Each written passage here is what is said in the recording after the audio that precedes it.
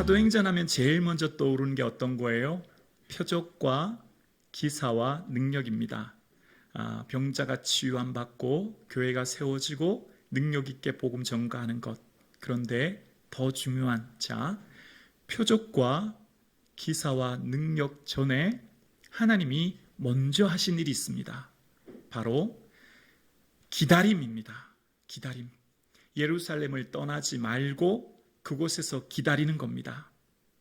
기다림은 하나님의 일하시는 시간입니다. 아이가 충분히 10달을 어머니의 뱃속에 있어야만 건강한 아이로 태어날 수 있듯이 10달의 시간이 의미 없는 시간이 아니듯이 씨앗을 땅에 심으면 제일 먼저 뿌리가 내려야만 위로 줄기가 올라오듯이 모죽대나무나 이야기 아시죠? 뿌려도 5년 동안 죽순이 올라오지 않고 오직 뿌리만 내린다는 사실. 기다림은 뿌리 내리는 시간이요, 하나님의 일하신 시간이에요.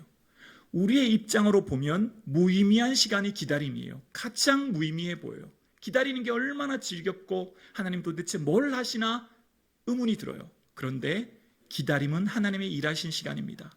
더욱이 지금 기다림은 저 먼 갈릴리나 저 먼 외곽에서 기다리면 마음이나 편하죠. 지금 어디서 기다리라고 했죠? 예루살렘에서 기다리라. 예루살렘은 어떤 곳일까요?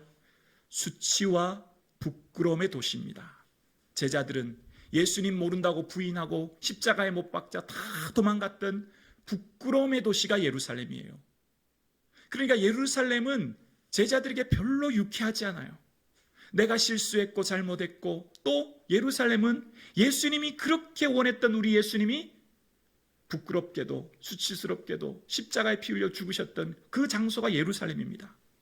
지금 내가 머무르고 있는 땅, 내가 지금 내게 주어진 삶의 자리가 때로는 힘들어요. 어려워요. 왜 지금 내가 이러한 예루살렘에 머물러야 하는가? 여러분이 주어진 삶의 자리가 힘들 수도 있어요. 왜 하필 이곳에서 날 기다리게 하시는가? 더 좋은 곳도 있는데, 이왕이면 기다리라고 하실 거면 마음이라도 좀 편하게 하고 기다리라고 하시지, 굳이 왜 예루살렘에서 기다리라고 하실까? 왜 그럴까요? 변화시켜 주시기 위한 거예요. 얘들아, 너희들의 삶의 가장 수치스러운 자리인 예루살렘, 부끄러움과 낭패와 실패의 자리인 예루살렘이 회복시켜 주어서 소망과 위로와 권능의 장소로 바꿔줄 거야. 기다려. 너희들 그 예루살렘이 눈물 흘리고 고통스럽고 한탄스러운 장소였지? 기다려라. 내가 너희들의 그 상처를 치유해 줄 거다. 내가 너희들의 눈물을 닦아줄 거야. 너희들이 절망하고 수치스럽고 그 부끄러운 곳에 기다려라. 곧 성령이 임할 것이다. 성령이 임하면 너희들의 삶이 놀라운 변화를 경험하게 될 거야 라고 하시면서 굳이 예루살렘에서 기다립니다. 성령이 어디 임하시죠? 예루살렘에 임하는 거예요. 그토록 수치스러웠던 내 인생, 그토록 고통스러웠던 땅 예루살렘이 이제는 담대해지고, 하나님이 나를 왜 세우셨는지에 대한 긍정과 자부심이 생기고, 이제는 나의 인생이 뭘 위해 살아야 될지에 대한 삶의 목적이 새로워지는 변화의 계기가 예루살렘입니다. 그러니까 우리의 삶의 아픔과 수치의 장소, 우리의 삶의 고난의 아픔을 지금 품고 계십니까? 내가 품고 있는 그 사람, 내가 품고 있는 장소, 내가 품고 있는 그 일이 너무너무 부끄럽습니까? 조금 더 기다리세요. 조금 더 인내하세요. 그것을 주님이 슬픔이 변하여 기쁨이 되게 하실 줄로 믿습니다. 하나님께서 변화시켜 주실 줄로 믿습니다. 비록 그들이 슬픔의 장소, 눈물의 장소, 고통의 장소였던 예루살렘이 성령님이 임하셔 놀라운 변화가 나타납니다. 공회에서 그들은 담대히 하나님 말씀 전하고, 그들은 죽어도 내 인생 예수 위에 살기라 다짐하며 나갈 때 하나님이 그들을 통해 표적과 기사와 능력이 나타나고, 초대교회에 3,000명, 5,000명이 모이는 하나님의 능력의 통로로 그들을 사용하셨습니다. 오늘 2022년 새해 첫 주일 예배를 드리시는 저와 여러분의 삶의 자리가 슬픔의 자리는 아니십니까?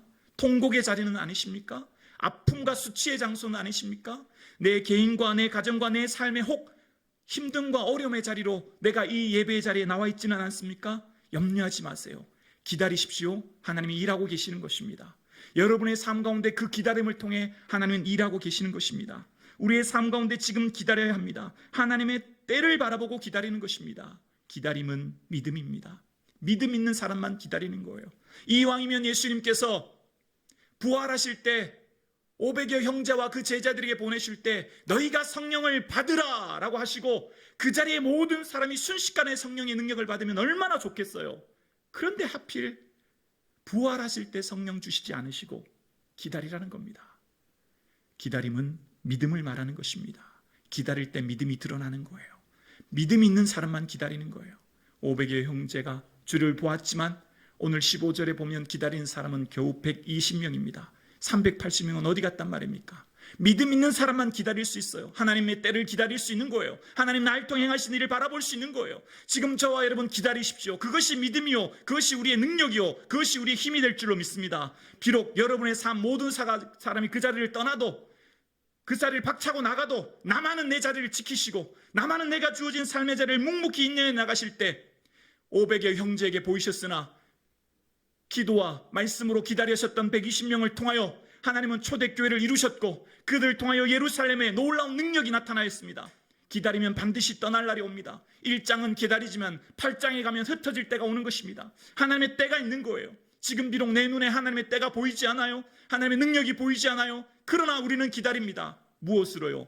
믿음으로요. 이 때를 위한 믿음이라.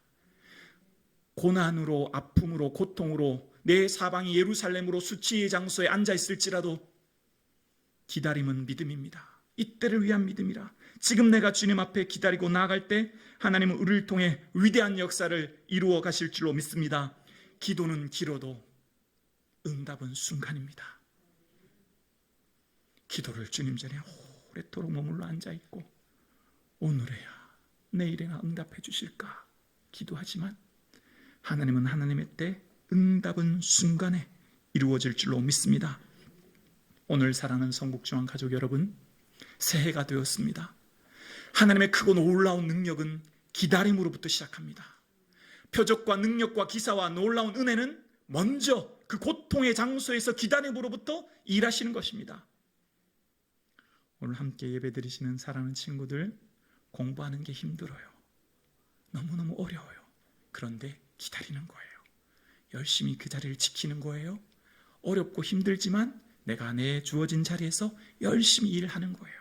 그러면 하나님이 여러분을 통해 놀라운 은혜와 능력 주실 줄로 믿습니다. 친구들 아멘이시죠? 아멘이에요. 새해가 되었어요. 여러분 새해 공부하고 학교 생활하고 학원 가고 얼마나 힘들고 어려운지 몰라요. 여러분의 마음 부모님도 몰라요. 정말 다 포기하고 싶어요. 그런데 꼭 기억하세요.